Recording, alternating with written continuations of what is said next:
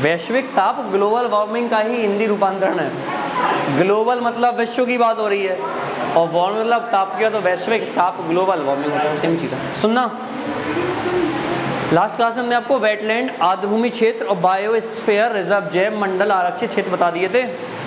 Almost चीज़ें जो है वो मेनली हो चुकी हैं, जैसे कि अब 2-4 चीज़ें बची हैं। ओजोन डिप्लीशन बचा हुआ है, ओजोन के बारे में थोड़ा समझा देंगे हम आपको। इकोलॉजी को सिस्टम क्या है वो बता देंगे आपको। कुछ सम्मेलन हुए, कुछ क्रांतियाँ हुई, ये सब चीज़ें समझनी है, ऐसा हो जाएगा। बाकी मैक्सिमम चीज़ें हमने आपको ज्योग्राफी में कवर करवा दी थी, ठीक है। सुनो, अगर आपका कोई डाउट हो तो आप पूछ सकते हैं बेइंतहा शिद्दत से, कोई क्वेश्चन हो बताएं बताएं। गुड, बताओ कोई क्वेश्चन है पुराना?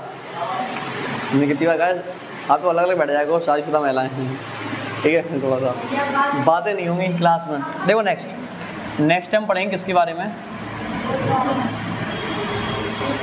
ओजोन के बारे में। इससे क्वेश्चन बनते हैं, काफ़ी ज़्यादा आते हैं, ठीक है। देखना भैया, आपको पता है पहला ओजोन लेयर जो है ये, इसका फॉर्मूला क्या होता है ओजोन का? सेकंड, कहाँ पाई जाती है? तो ये स्ट्रेटोस्फीयर,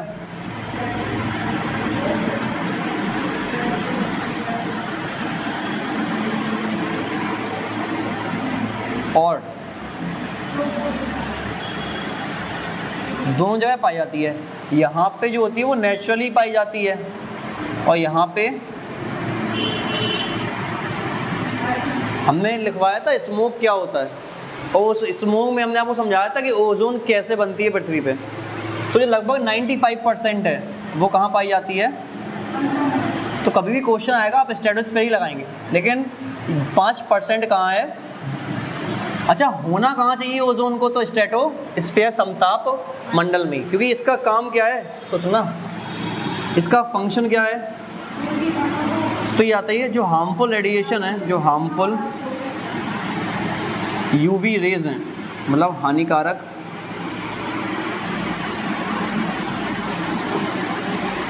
सूर्य की किरणों, इसको क्या करती है? एक तो रिफ्लेक्ट करती है प्लस एब्जॉर्ब, मतलब एक तो परावर्तित प्लस, और इसी वजह से यहाँ का टेम्परेचर ज़्यादा होता है। अगर ये सेम चीज़ ट्रोपोस्फीयर क्षोभ मंडल में होगी तो यहाँ पे भी टेम्परेचर बढ़ेगा, और यहाँ पे टेम्परेचर बढ़ेगा उसी को कहते हैं वैश्विक ताप, ग्लोबल वार्मिंग, ठीक है। तो ओजोन लेयर का, ओजोन का फॉर्मूला क्या होता है? O3 होता है। ये कहाँ पाई जाती है? कभी भी आएगा ओजोन परत कहाँ पाई जाती है, आप समताप मंडल ही लगाएंगे, ठीक है। लेकिन आर्टिफिशियली हमारी कुछ एक्टिविटीज से जो है वो ओजोन कहाँ बन जाती है?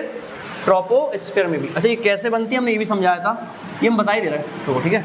अच्छा, इसका फंक्शन क्या है? तो जो सूरज से हानिकारक किरणें आती हैं, हार्मफुल रेडिएशन जो यूवी रेज आता है, ठीक है, अल्ट्रावायलेट जो रेज आती हैं, उसको सोखना और वहीं से रिफ्लेक्ट कर, ये इसके क्वेश्चन। अब एक होता है स्ट्रेटोस्फीयर में और दूसरी है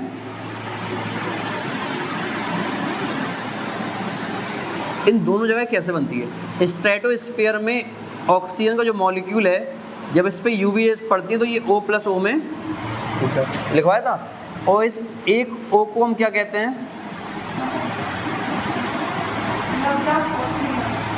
नेसेंट ऑक्सीजन या नवजात ऑक्सीजन कहते हैं, ठीक है। अब ये एक O एटम जब दूसरे ऑक्सीजन से मिलेगा तो ये किसका फॉर्मेशन करवाता है? ओजोन। और इस प्रक्रिया को हम क्या कहते हैं?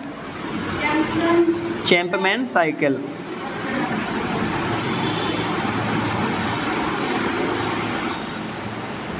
या चैंपमैन चक्र हमने पहले लिखवाया है आपको, अब देखिए, ठीक है।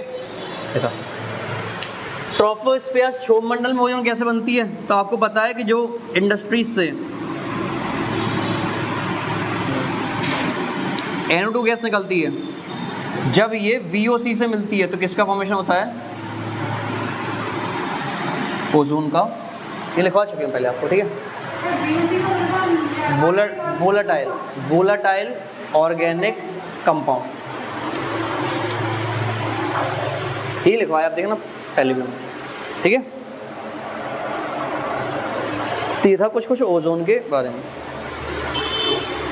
ओजोन की परत कहाँ पाई जाती है, तो समताप मंडल। अब सुनना, ये लिख लो आप पहले, फिर समझाते हैं।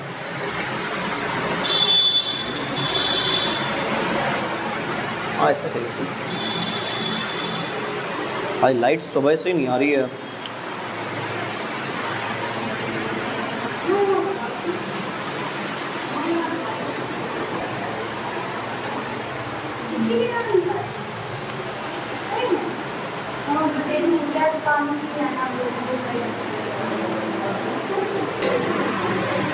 देखो लिख गया, ठीक है।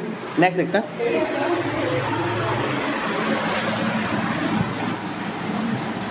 ये क्वेश्चंस आते हैं, पहली बात तो ये आएगा, ओजोन का फॉर्मूला क्या है, O3। ओजोन लेयर किस मंडल में पाई जाती है, किस समताप मंडल। लेकिन ये नहीं आएगा, सब सही आएगा कहाँ पाई जाती है, समताप में। क्या क्वेश्चन आएगा के ओजोन जो ट्रोपोस्फेयर पे वो कैसे बनती है, NO2 प्लस VOC से मिलके। और हमने लिखवाया था स्मोक का कुहासा, वो इसी ओजोन और नमी या फिर कोहरे से मिलके बनता है, ठीक है। नेक्स्ट क्वेश्चन इज ओजोन लिखा था यहाँ पे, थिकनेस ऑफ ओजोन।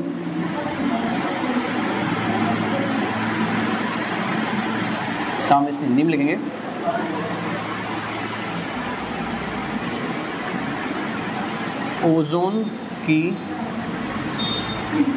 ओजोन की मोटाई हम किससे नापते हैं, डॉप्सन से। ये क्वेश्चन बहुत आया है और आता भी है।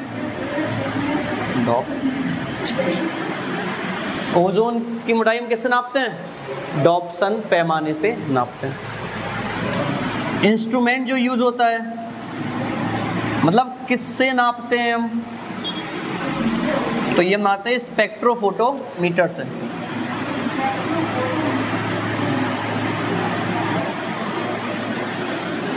स्पेक्ट्रोफोटोमीटर से नापी जाती है। अच्छा, कितने डॉप्सन नॉर्मल मानते हैं हम, है ना। तो जो थिकनेस है वो कितनी होनी चाहिए, बेसिकली अब आइडियल, मतलब कितनी मोटाई होनी चाहिए, तो लगभग 400 से 500 डॉप्सन, इतनी मोटाई होगी अगर, तो आपकी ओजोन की थिकनेस जो है वो नॉर्मल। अगर डिप्लीशन मतलब होता है क्षरण,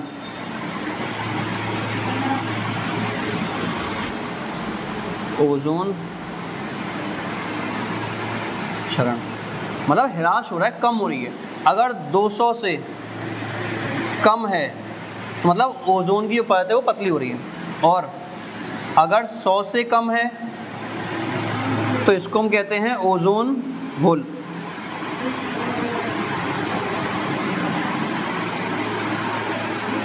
ओजोन क्षेत्र, क्लियर है, यहाँ तो कोई समस्या लेकिन अगेन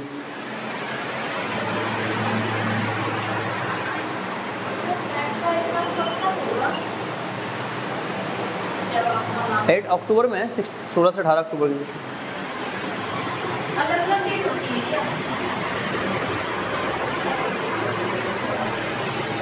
अब हेडिंग डालो ओजोन डिप्लीशन की, ओजोन का क्षरण कैसे हो रहा है, कौन कौन सी गैसें रिस्पॉन्सिबल हैं उसके लिए देखना।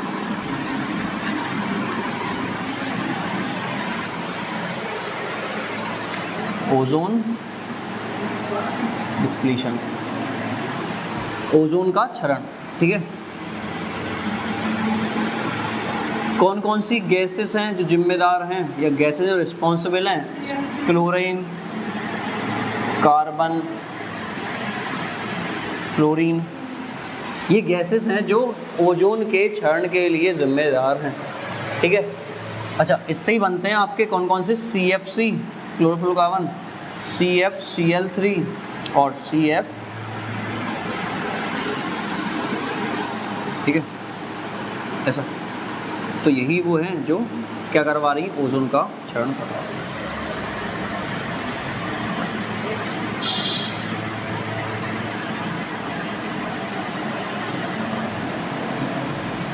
नेक्स्ट आता है कि ओजोन होल कहाँ पर है, देखा गया है अभी, तो ये कहाँ देखा गया है,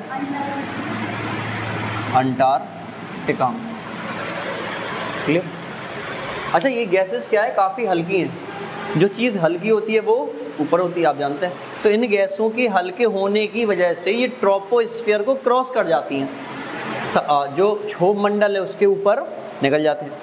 क्षोभ मंडल के ऊपर कौन सा मंडल है, समताप मंडल। समताप मंडल में कौन सी परत है, ओजोन परत। तो ओजोन के पास पहुंच जाती है, ये नुकसान पहुंचाती हैं। इस वजह से इसको कहते हैं कि सबसे ज़्यादा रिस्पॉन्सिबल है किसके लिए, ठीक है। अब इसी के संरक्षण के लिए 2 प्रोटोकॉल हुए थे, 2। एक का नाम सुना होगा आपने, वियना सम्मेलन। कब हुआ था, 1985। इसमें क्या था कि हमें ओजोन को संरक्षण देना है। और एक हुआ था मॉन्ट्रियल, सुना होगा प्रोटोकॉल।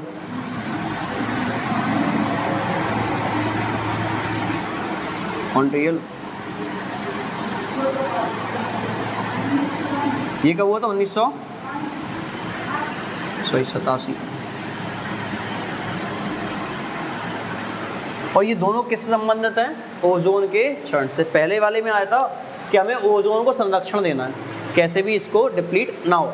और मॉन्ट्रियल में ये कहा गया कि हमें ओजोन को जो हिरास करवा रही हैं गैसेस, इनके उत्सर्जन को रोकना है।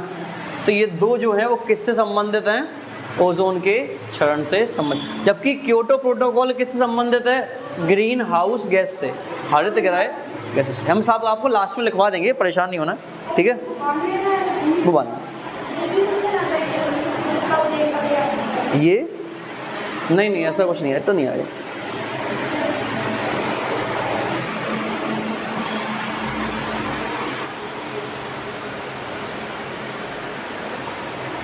हो गया। नेक्स्ट देखो, नेक्स्ट आता है ओजोन डे।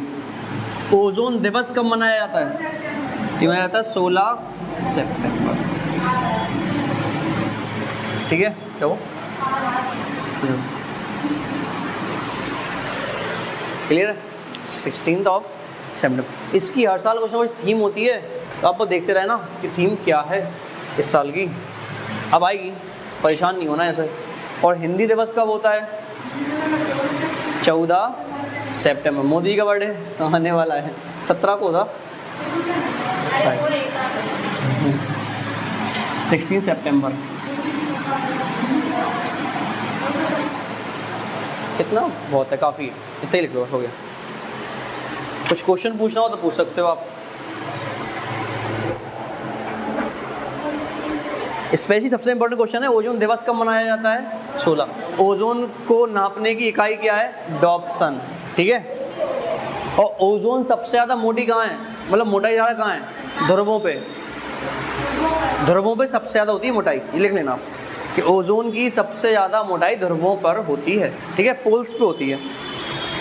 कि ओजोन का फॉर्मूला क्या है, O3। किस मंडल में पाई जाती है, कौन सी लेयर है जो सूरज से आने वाली हानिकारक किरणों को परावर्तित करती है, ओजोन लेयर, ओजोन लेयर, ठीक है।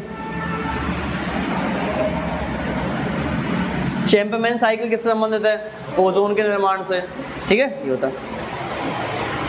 ओजोन क्षरण में सबसे ज़्यादा मतलब कौन सी गैस रिस्पॉन्सिबल है, क्लोरीन, फ्लोरीन, और इन्हीं का नाम है फ्रियोन और हेलोन, ठीक है।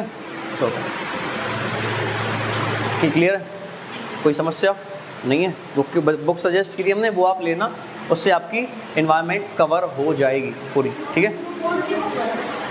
दिखा देंगे अभी हाँ, हम दिखा देंगे आपको, रखी हुई है, अभी देख के आना हमसे ना, फोटो लेना उसकी, ग्रुप में डाल देंगे हम, ऑप्शनल है और टॉपिक वाइज है, अच्छी चीज़ ही है ना, ऐसा है। बुक है, ऑप्शनल है, विथ एक्सप्लेनेशन है, अच्छी चीज़ है। और चैप्टर वाइज दे रखा है बढ़िया सिस्टमेटिक वे में। हम अभी दिखा देंगे आपको, अभी दिखा देंगे क्लास एंड होने पे, अब देखिए उस पर, ठीक है। क्लियर है, सॉरी हाँ लेक्चर थोड़ा सा ज़्यादा लंबा हो, छोटे ही रखेंगे, 30 मिनट का ही रखेंगे, डोंट वरी, ठीक है। नेक्स्ट लिखो इकोलॉजी एंड इकोसिस्टम, पारिस्थितिकी और पारिस्थितिकी तंत्र। 2-3 क्वेश्चन आते हैं, खास नहीं पढ़ा चुके हैं इसके बारे में। हाँ, इकोलॉजी एंड इको, इसको हम कहते हैं पारिस्थितिकी और इसको हम कहते हैं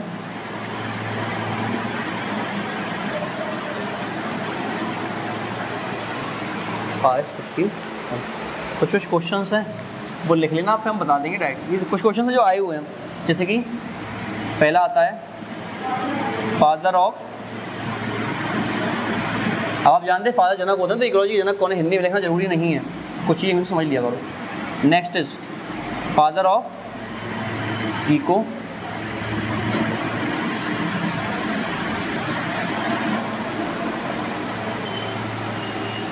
father of Indian ecology. Bharat में जनक कौन है इसके? रामदेव मिश्र। भारत में जनक कौन है? Ramdev Mishra. Father of ecology कौन है? Ernst Hückel.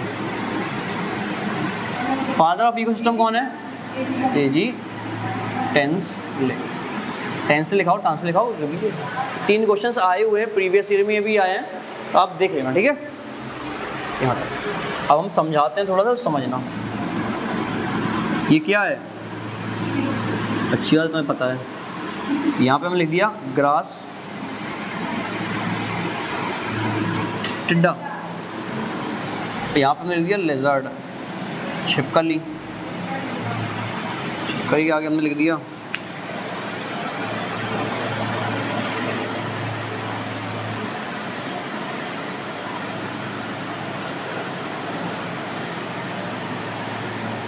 ऐसा लिख दिया, मान लो, ठीक है।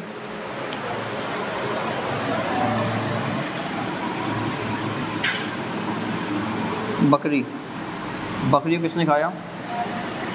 वोल्फ, लोमड़ी। इसको किसने खाया? शेर या हुआइन।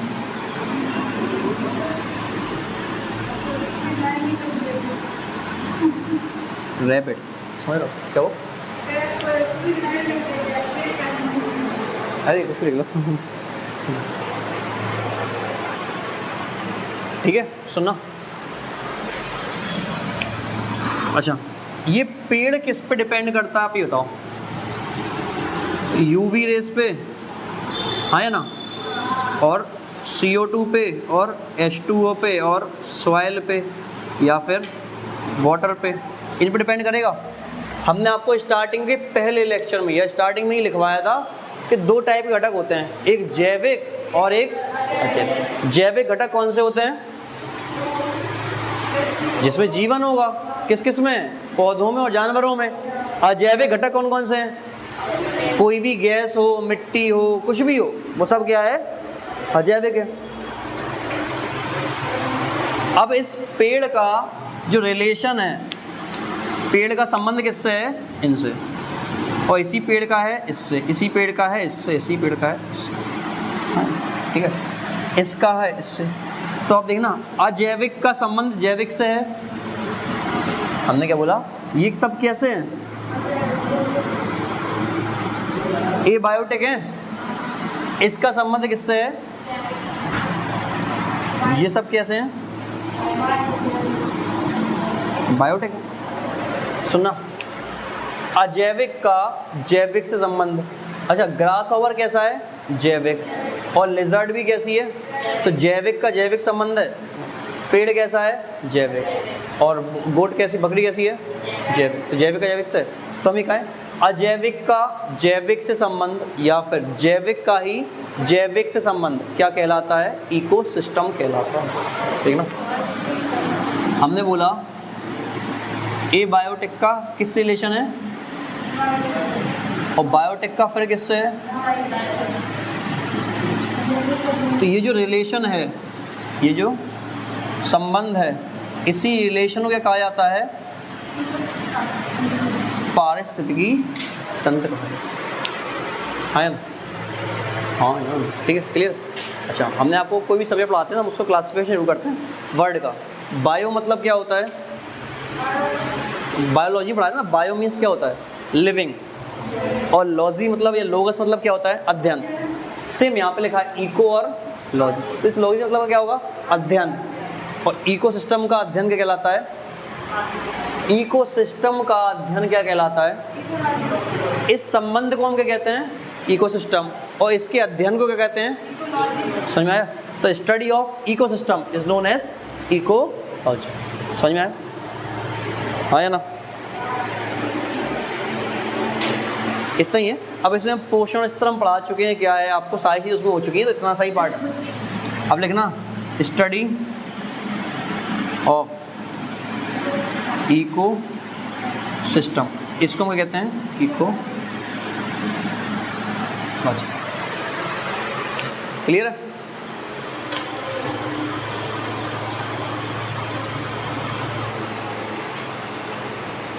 अब कुछ लिखने वाली चीज़ें रह गई हैं, जैसे कि कुछ प्रमुख क्रांतियाँ हुई, सुनी होगा आपने, हरित क्रांति, नीली क्रांति, श्वेत क्रांति, भूरी क्रांति, है ना, सुनहरी क्रांति, इंद्रधनुषी क्रांति, अमृत क्रांति, सुने हुए नाम ये सब आपने, ठीक है। ये रह गई है पहला पार्ट। दूसरा रह गया है आपके जो प्रोजेक्ट चले, project tiger, project elephant, project red panda, ठीक है, सुना होगा ना, प्रोजेक्ट पीकॉक, ये सारी चीज़ चलाएंगी, ये सब चीज़ें रहेंगी, लिखवाने वाला है मेनली ऐसा। और तीसरे रह गए हैं आपके सम्मेलन, ये कौन कौन सम्मेलन कब हुए हैं, ठीक है। क्योटो प्रोटोकॉल है, वीनस सम्मेलन है, मॉन्ट्रियल है, पृथ्वी सम्मेलन है ना, रियो सुना होगा, ठीक है। ये सब चीज़ें रह गई हैं आपकी, तो हो गया। अब इसमें अगर कोई चीज़ समझ में नहीं आई हो तो आप पूछ सकते हैं हमसे, बता दें। इकोलॉजी समझा दिया, इकोसिस्टम समझा दिया, इसके फादर कौन है जनक, ये याद कर लेना, ये आते हैं मेनली, तो ये हो जाएगा। इससे रिलेटेड है पोषण स्तर, वो भी समझा दिया हमने आपको, पहले समझा चुके ना, हर्बीवोरस, कार्निवोरस, वो सब एक ही बात है। अच्छा, साइकिल वाला चैप्टर नहीं पढ़ना है, सुना होगा ना, सल्फर साइकिल, नाइट्रोजन चक्र, सल्फर, इसमें कोई खास क्वेश्चन नहीं आया, कोई क्वेश्चन नहीं आएगा। चक्र का मतलब होता है कि जहाँ से स्टार्ट होगा वहीं पे वापस आ जाए, दैट इज ओके। जैसे कि मान लो पानी ज़मीन में था, पेड़ों ने पानी का यूज़ किया, है ना, पानी जब सनलेस पड़ी तो पानी को,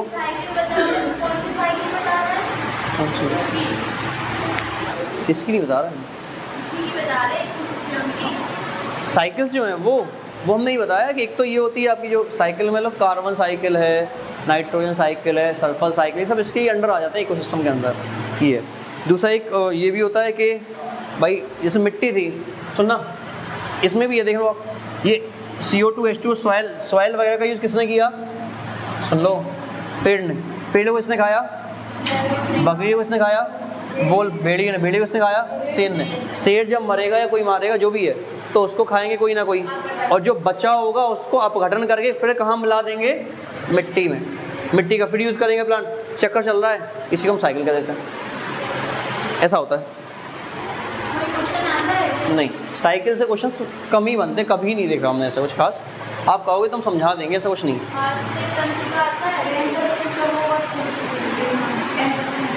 नियम पूछते हैं बस, ऐसा है, ठीक है। यहाँ तक समझ में आया? 2-3 चीज़ें रह गई, मैक्सिमम चीज़ें हमने आपको ज्योग्राफी में कवर करवा दी थी। कॉस्मोलॉजी जो है वो हम पढ़ा चुके हैं, ब्रह्मांड विज्ञान जो है, सूरज चंद्रमा तारे जो भी हैं गर्दिश में, वो हम सब समझा चुके हैं, ठीक है। ज्योग्राफी में समझाएंगे हम फिर से, हम नहीं बोला, मतलब 2 टॉपिक को, एक ही टॉपिक को 2 अलग-अलग जगह पढ़ाने का क्या मतलब, ये कह रहा है। तो हम इसका कॉन्स्टिट्यूशन पढ़ाएंगे, कॉन्स्टिट्यूशन के बाद फिर ज्योग्राफी आएगी, हम ज्योग्राफी में कॉस्मोलॉजी पूरा समझाएंगे, ठीक है। इसलिए आज के लिए इतना ही रखते हैं, आज गर्मी भी काफ़ी है, बाकी काम कल 2-3-4 दिन में आपकी ज्योग्राफी ऑलमोस्ट कंप्लीट हो जाएगी पूरी, ठीक है। Thank you.